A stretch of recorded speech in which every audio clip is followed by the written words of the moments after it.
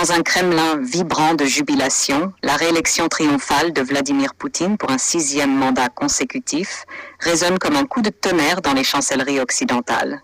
Avec plus de 87% des suffrages, le président russe a écrasé toute opposition, faisant taire les velléités dissidentes dans un élan de soutien sans précédent. Dans son discours empreint de fermeté et de détermination, le maître du Kremlin a promis une Russie intrépide, fière et inébranlable face aux tentatives d'intimidation de ses détracteurs. Peu importe qui veut nous intimider ou à quel point, notre volonté ou notre conscience. Personne n'a jamais réussi à faire quelque chose de semblable dans l'histoire.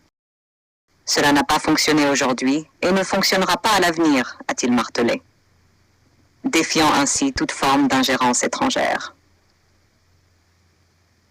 Cette victoire sans équivoque survient dans un contexte géopolitique tendu où les puissances occidentales, notamment la France, s'inquiètent de la montée en puissance de la Russie sur la scène internationale.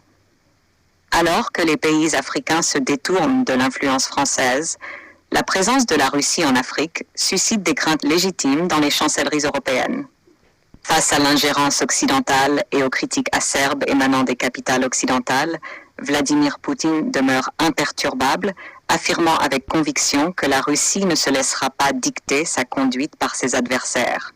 Peu importe qui veut nous écraser ou à quel point, notre volonté ou notre conscience, a-t-il déclaré, renforçant ainsi son engagement envers la souveraineté et l'indépendance de la Russie. Cette victoire écrasante témoigne de la popularité indéfectible dont jouit Vladimir Poutine au sein de la population russe, mais elle envoie également un message clair aux puissances occidentales.